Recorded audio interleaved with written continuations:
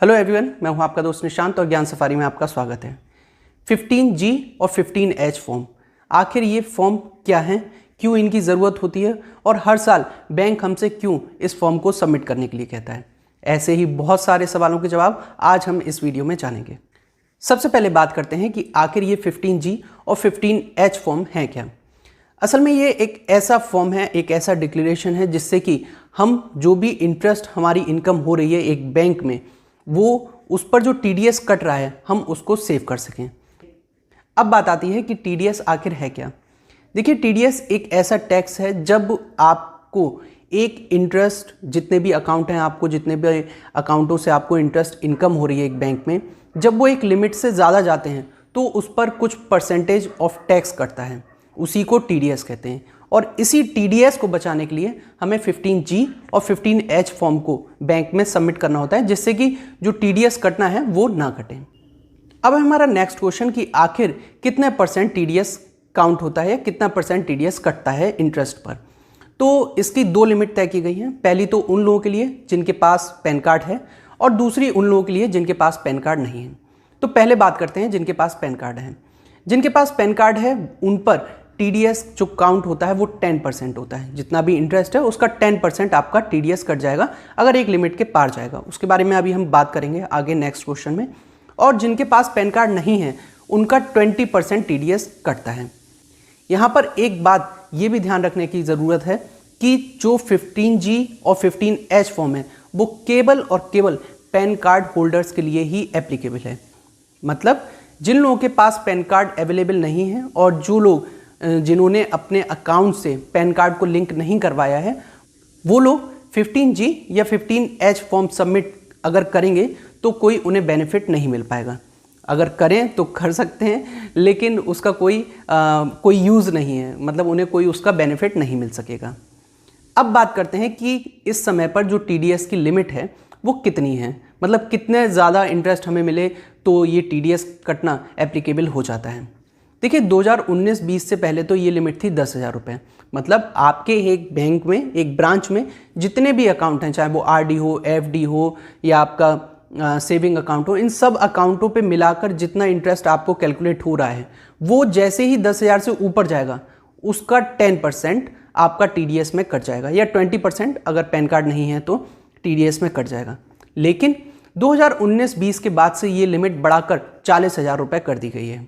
मतलब आज के समय पर अगर आपको इंटरेस्ट इनकम एक सेविंग, एक जो अकाउंट है ब्रांच में आपकी एक बैंक में, अगर उस पर टोटल मिला के आपका जो इंटरेस्ट इनकम हो रही है वो 40,000 से जैसे ही अबव जाएगी, आपका 10% TDS पैन कार्ड्स के लिए कट जाएगा और जिनके पास पैन कार्ड नहीं है उन अकाउंट्स में 20% TDS के तौर पर ये कट जाएगा। अब हमारा है नेक्स्ट क्वेश्चन कि हम इस फॉर्म को कब तक सबमिट कर दें जिससे कि हम अपने ये जो TDS कट रहा है उसको बचा सकें। इसकी जो डेट हमेशा नॉर्मली होती है वो होती है फर्स्ट वीक का, जो अप्रैल जो फाइनेंशियल ईयर स्टार्ट होने वाला था उसका फर्स्ट वीक। मतलब हम लोगों का जो फाइनेंशियल ईयर स्टार्ट होता है वो 1 अप्रैल से स्टार्ट होता है, तो आप 1 तारीख से लेकर 7 तारीख तक सबमिट कर सकते हैं इस फॉर्म को।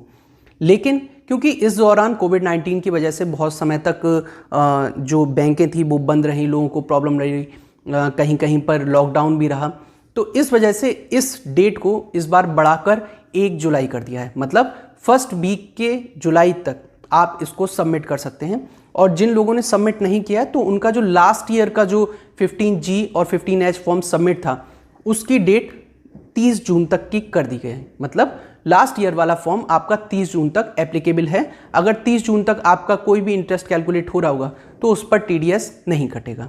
और आपको नेक्स्ट फाइनेंशियल ईयर, मतलब अब जो फाइनेंशियल शुरू हो चुका है, उसके लिए अगर आपको अपना TDS बचाना है, सेव करना है, तो आपको जुलाई के फर्स्ट वीक तक इसको सबमिट करना ज़रूरी है। अब बात करते हैं कि अगर मान लीजिए हम अपने काम की वजह से या कहीं गए हुए हैं, हमें ध्यान नहीं रहा, हम अगर फर्स्ट वीक तक सबमिट नहीं कर पाए तो फिर क्या कंडीशन है, तो हम अपने टैक्स को कैसे बचा सकते हैं। देखिए, इसमें 2 ऑप्शन हैं। पहला तो ये कि आपका जितना भी TDS कट गया है पूरे फाइनेंशियल ईयर में वो आप ITR फाइल करके बचा सकते हैं। मतलब ITR फाइल करें और आप उसमें शो करें कि भाई मेरी इनकम इतनी नहीं है, इसलिए जो भी मेरा TDS कटा है वो मेरे को वापस कर दिया जाए। तो ITR के थ्रू आप अपना जो भी टैक्स कटा है उसको वापस ले सकते हैं। दूसरा ऑप्शन ये है कि मान लीजिए आप फर्स्ट वीक में सबमिट नहीं कर पाए, लेकिन आपको 1 महीने बाद, 2 महीने बाद, 3 महीने बाद जब भी आपको समय मिला या जब भी आपको याद आया तो आप इस फॉर्म को तुरंत ही इमीडिएटली सबमिट कर दें, जिससे कि आपका जो नेक्स्ट मतलब आने वाले समय में जो TDS कटना होगा वो नहीं कटेगा, और जो कट चुका है उसकी या तो आप ITR के थ्रू उसको वापस कर लें या फिर उसको भूल जाएं। अब भूलने की मैं क्यों कह रहा हूँ, उसकी एक वजह है। मान लीजिए आज के समय पे ITR अगर आप खुद फाइल कर रहे हैं तो कोई बात नहीं, लेकिन ITR आप किसी पर्सन से, किसी CA से, किसी इनकम टैक्स जो वकील होते हैं उनसे अगर आप फाइल करा रहे हैं तो वो लोग चार्ज करते हैं ऑलमोस्ट 750 या 1000 रुपीज़। अब मान लीजिए आपने जब फॉर्म को सबमिट किया, ठीक है, 2 या 3 महीने बाद जब तक किया, तो उस 2-3 महीने के दौरान आपका TDS 200 या 300 रुपये कटा, तो आपका ITR फाइल करने का, उस TDS को वापस मंगाने का कोई फ़ायदा नहीं होगा, क्योंकि जितना TDS आपका वापस नहीं आएगा उससे ज़्यादा आपका इसमें खर्चा हो जाएगा। तो इसीलिए मैं कह रहा हूँ भूल जाइएगा अगर आपका जो ये गैप है वो बहुत ज़्यादा हो। हाँ, अगर TDS आपका ज़्यादा कट गया, 1000 रुपये, 2000 रुपये, 3000 रुपये, तो आप इसको ITR फाइल करके ज़रूर मंगाएं, और साथ ही अपना जो 15G और 15H फॉर्म है उसको तुरंत ही सबमिट भी कर दें, जिससे कि नेक्स्ट टाइम से आपका जो TDS है वो कटे नहीं।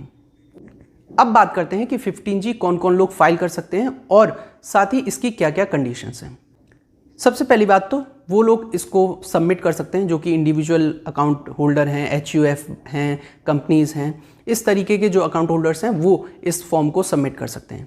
सेकंड, जो भी इंडियन सिटीजन हैं वो इस फॉर्म को सबमिट कर सकते हैं, मतलब और लोग इंडियन सिटीजन के अलावा और कोई भी 15G फॉर्म को सबमिट नहीं कर सकता। Third is pan card mandatory है।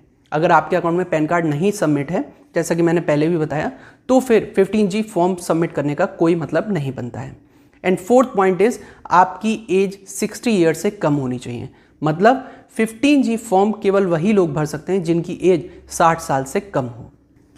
अब बात करते हैं अपने सेकंड फॉर्म जो कि है फॉर्म 15H। इसकी क्या क्या कंडीशन है और कौन कौन इसको फाइल कर सकते हैं उसके बारे में जानते हैं।